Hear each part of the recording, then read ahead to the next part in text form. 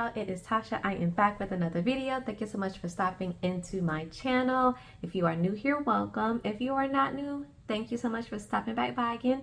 Do not forget to hit that subscribe button below, thumbs up the video, and also comment in the comment section below. I'm sorry the review is late, and also I am out of town and I forgot my mic. So hopefully you guys are able to hear me okay. I'll try to test it out and adjust the sound while I'm editing before I actually upload the video. But if the sound is low, please, excuse the quality just this one time for me, okay? So we are back with another episode of Put a Ring on It Season 3. This is episode 10. I don't know why I thought this was the season finale, but it's not. It looks like I guess we have about 2 more episodes to go before this season is finally over. So this episode picks up right where last week's left off. And just as a reminder, so last week, Shay and Fonzo decided they were not going to do any additional dates. Kenneth and Shorty decided no more dates for them either. And then Charlena decided she was going to go on a closure date with Chris. So because she did that, Otis was like, yes, I'll go on another date with Sheree. Petty Otis. Shay says that Otis wasn't interested in going on another date until Charlena said she was going to go on another date. And we all know that to be straight facts because he was going to say no, but she said yes first. Dr. Nicole asks Otis what he thinks about her going on another date, and he says he's curious as to why she would put herself in a disrespectful situation. So everybody else is kind of like, what is going on? And he was like, well, some of the conversations have been inappropriate, talking about threesomes that he's had in previous relationships, him threatening to take Charlena away from him, and basically some of those conversations seem to push further in the second date. Y'all, at this point, both Otis and Charlena get to my nerves. Like, Charlena does nothing but feed into the pettiness of Otis. Like, why do you need to come home and then basically brag and tell Otis what you guys are talking about during these dates? It's like you just want everybody to just be, aggravated or up in arms about you and, fighting over you per se. But it's like, girl, you already know how Otis is. So why would you want to then come home to tell him whatever it is y'all discuss on the date with Chris? Just leave it alone. And we're going to get into some more of her pettiness once we actually get to the date that she and Chris had this time. So this week, the women will be trying on wedding dresses. And again, I don't know why, because nobody needs to be getting married here. Shay says her biggest fear of getting engaged again to Fonzo, that nothing fruitful will come of it. They leave the group sessions, and we see the ladies all headed to the bridal shop for them to try on these dresses. Shorty says that she wants to see how it feels, but also says she wonders what she's doing here because she knows her relationship is not ready. Well, why is we here, Shorty? Why is we here? I don't get it. So Charlena comes out and she's the first one to try on a dress. She looks absolutely beautiful and she starts to actually tear up. She tells the ladies that her and Otis are basically still having the same problems they came here to fix, and she wonders if they can ever stop fussing and fighting over the petty things. She says she hopes that Otis is ready to get his ish together, and I'm like, that would be a no for me, dog. Otis, I don't see what changes he's made between basically the very first session, first set of dates to where they are now, other than being passive aggressive and just, brushing things off and pushing things off, but not really addressing the situations and the problems that they have. So Shay is next, and the dress looks absolutely gorgeous on her. She says she feels scared and nervous because she isn't sure if it's really going to happen this time and if she's setting herself up emotionally. She tells the ladies that, he's supposed to be setting up a conversation with the mother of his child to basically make it clear that Shay is the woman that is in her life. So we basically kind of just need to all get on one accord. She says until he does that, there is nothing further for them to talk about. Okay, Shay, it's been 3 years and he ain't had the conversation and now you threatening to leave. Okay, girl, got it. So Shorty comes out last, and while she looks great, the dress for me is a no. She says that Ken is a great guy, but she wants him to step into the leadership role. And I'm like, well, when do you expect him to do that? Again, all of y'all have been in these relationships for 3 years. Exactly when is the tide supposed to turn if it has not turned yet? And y'all been talking about the same things. I'm just a bit confused here. She says putting the dress on makes her realize she needs to get married to somebody, i.e. Not Kenneth. Then she admits she may be more in love with the potential of what they could be than the reality of what they have. And again, we've all seen that from day one. So next we see Fonzo and Shay. They go on a date together. She says it's refreshing for her since going on basically all the dates with all the other men, and now she hopes that they can reconnect. We have mini Rick Ross here with his chest and his titties all out with his diamond chains on. He says he's feeling good about the process and loving the changes that have been made so far and the ideas that Dr. Nicole has given him on dealing with their biggest situation, i.e. his mom and his baby mama. Shay asks if he's willing to be truthful no matter basically how the mother of his child responds. He says he is always truthful, and I will give him the side eye of, sure you are, Fonzo. Sure you are. He tells her that he is trying, and as long as he knows that she is behind him, he's willing to keep working.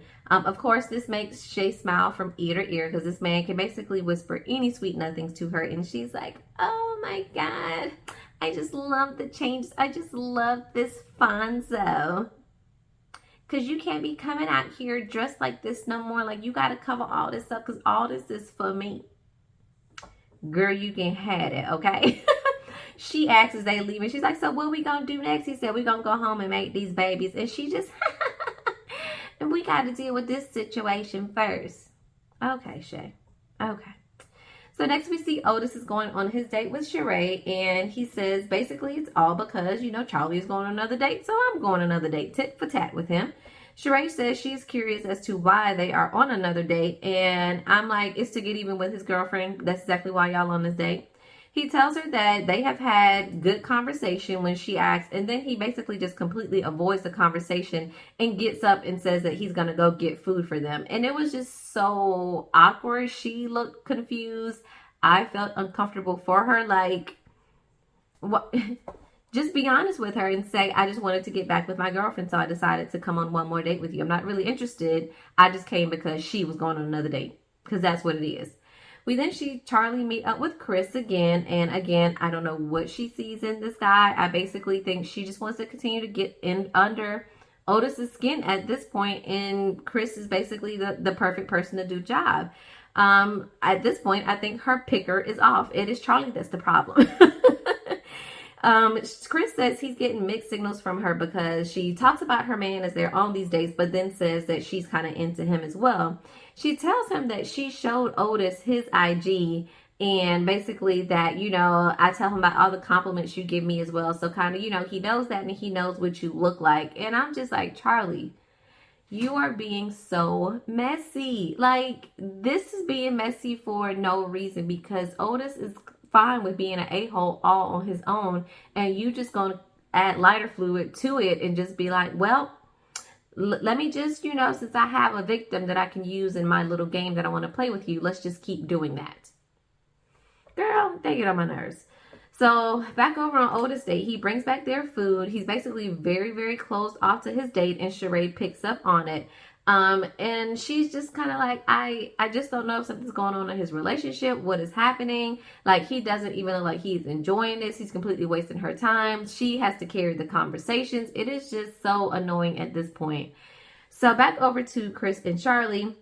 He asks her what's going on with her, and she tells him that she thinks, you're a dope person. And he's like, okay, well, I think we should kind of continue to go on further dates. But then she's like, not really, pump your brakes. I'm basically still committed to my relationship. And, we've been together 3 years, so it's not something I can easily give up on. Yes, you can, girl. Yes, you can. Is it going to be hard? Absolutely. But will you be better for it in the long end?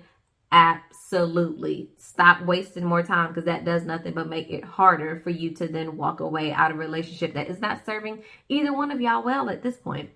So he wishes her the best and says if anything drastic happens, you know where to find me on IG. Back over to Otis and Sheree. She's holding the conversations between the two of them.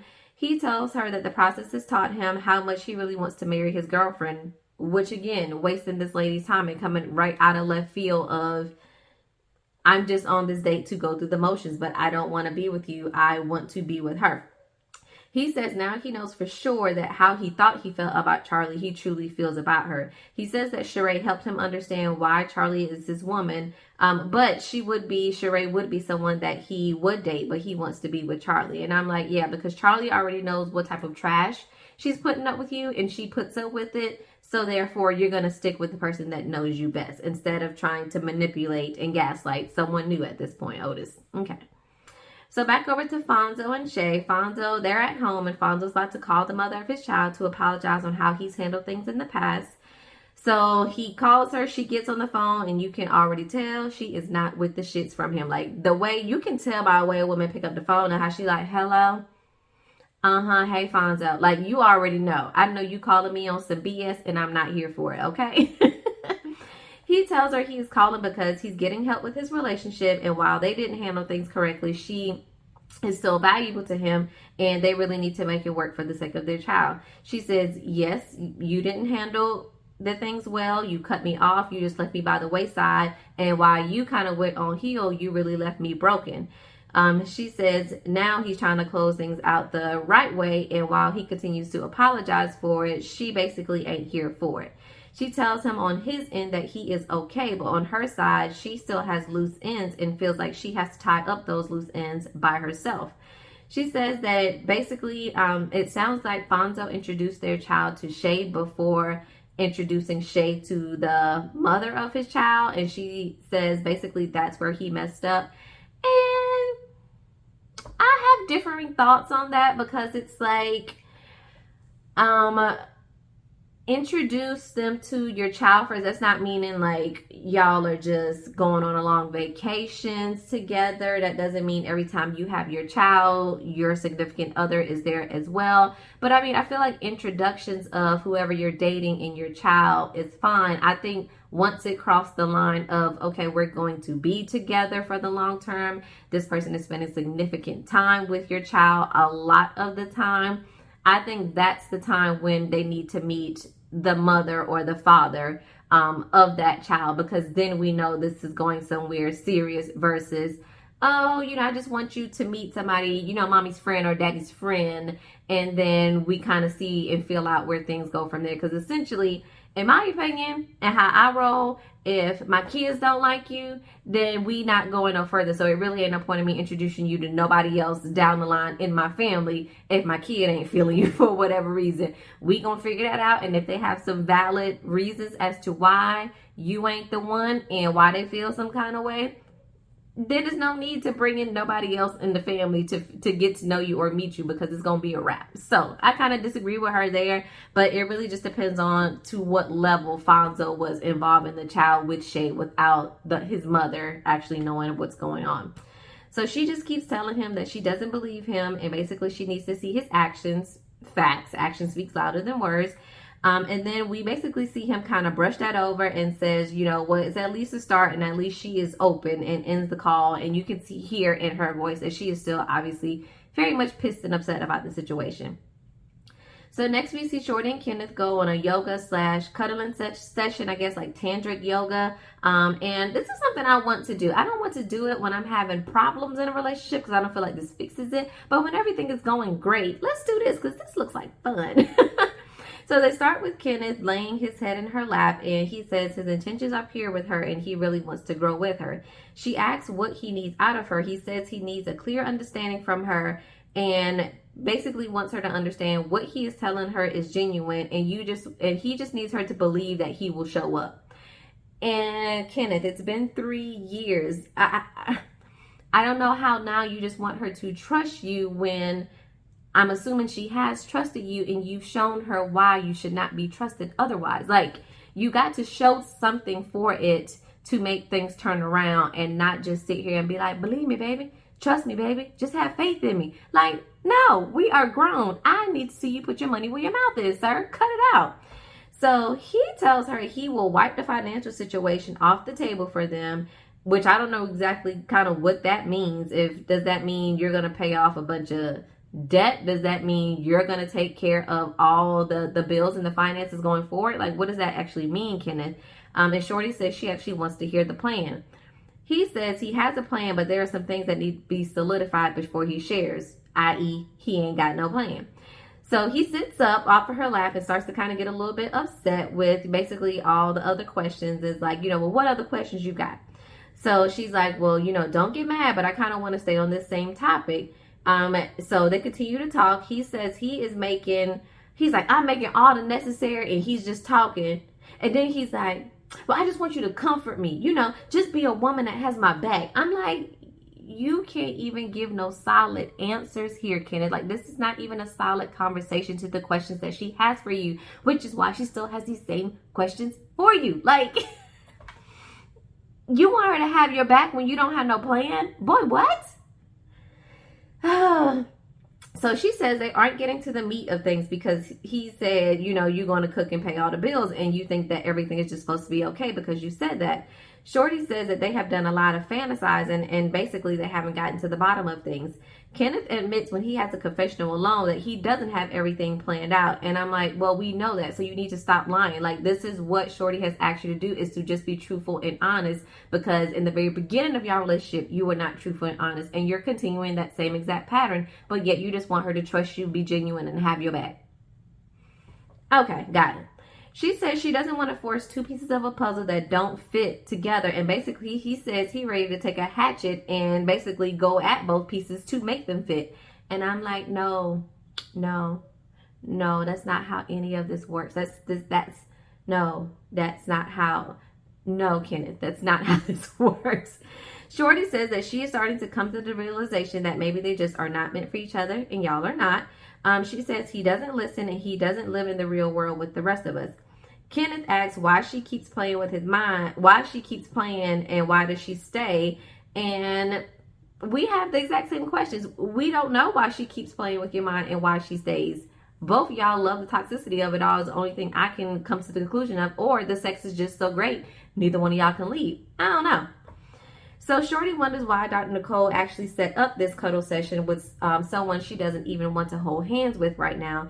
Kenneth says nothing is ever good enough for Shorty, and she hasn't rattled him this whole time during this process, and it's not about to start now, and those days are long gone.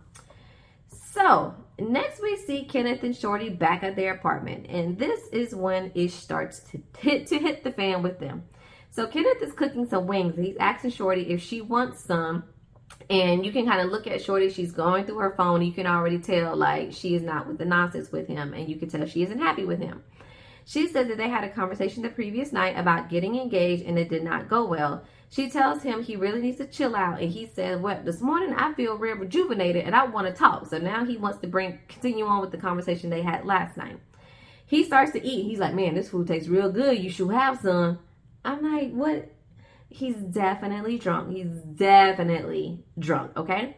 So then he sits down and asks her what's happening. He says, basically as a man right now, marriage is the last thing I need, especially with a woman like you. He says he's felt like a fool of a man because she's unappreciative of everything he has done. He says as a man, he can stand up for how he feels. And while he wants marriage one day, he wants it with someone who knows his worth. He says he's been lying to himself the whole time and she doesn't really love him. He continues to pour down the alcohol, and Shorty says this liquid courage is what's causing him to lose his mind right now, and he just continues to go in.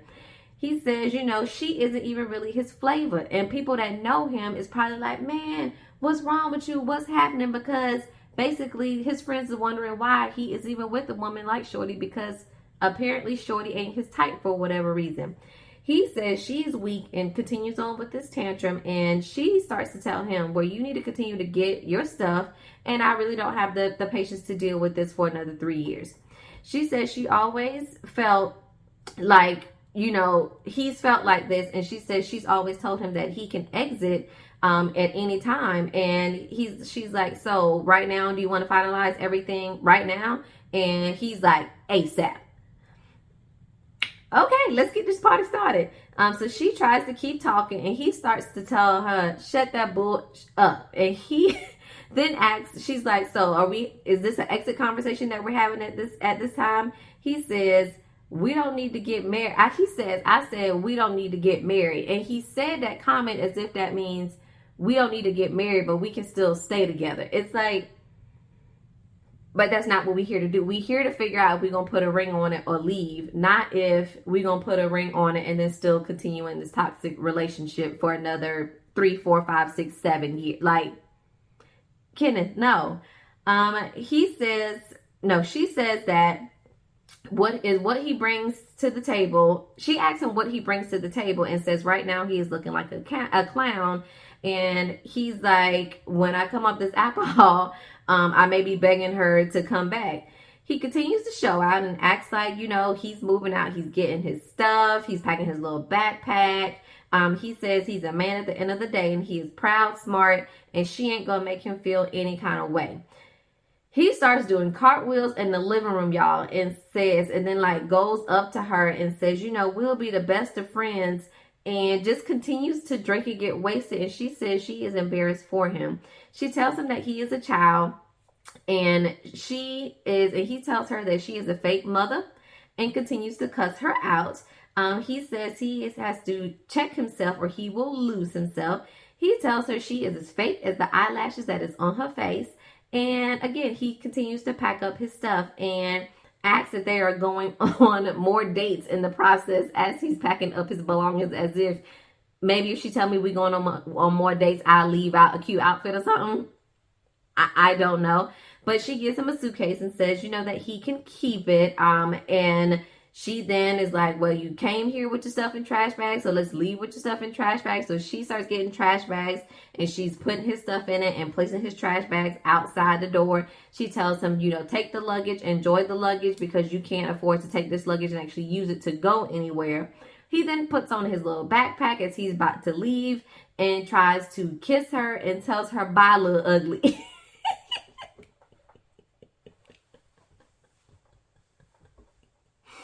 Y'all, this whole scene with the two of them, I was just looking at my TV like, what? What is happening and what am I watching right now? Because Kenneth was so drunk and tore up. They say a drunk mind speaks a sober heart, or whatever the saying is. So I truly believe this is how he has always felt. But baby, this was not the way we wanted to go about it on national TV, okay?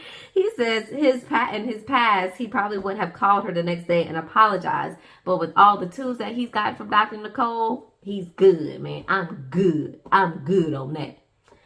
I said, all right, Kenneth, well, don't go bashing this lady, job on social media. Don't go stalking her and trying to figure out where she lives when she moves into her new place. If this is what your stance is, let's leave this woman alone going forward, okay?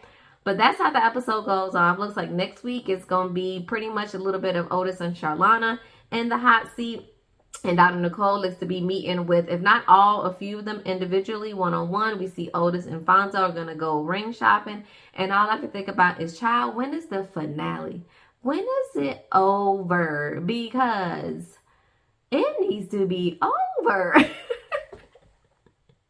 None of these people need to get married, and I pray that Shorty and Kenny don't go back to group session next week, and then Kenneth is like, I was drinking, I was drunk, I didn't know. No, you knew exactly what you were saying, and y'all just need to leave well enough alone and do not get back together, and I need the rest of them to truly move on. I do believe that Shay and Fonzo will probably go ahead and get re-engaged because, let's face it, Shay loves him and she loves the lifestyle that he can provide for her. So she's going to be with him whether or not he fixes the situation with his baby mama or not. Let's be honest. She's going to be there. Otis and Charlana, I don't know. I really hope they both stop playing games with each other. And I really do hope Charlana walks away. Because while she is definitely has a bit of a petty in her, just like Otis does, the way Otis has treated her and spoken to her and treated her through this whole season that we've seen, you don't deserve that, honey. And if he's done this on camera, I know he does far worse when y'all are behind closed doors. So please take that, know your self-worth, and leave this man. Anyway, drop down in the comments and let me know what you guys thought about this week's episode of Put a Ring on It. And hopefully we'll be back for only maybe 2 more episodes and we'll be done. But I'll talk to y'all next week. Peace.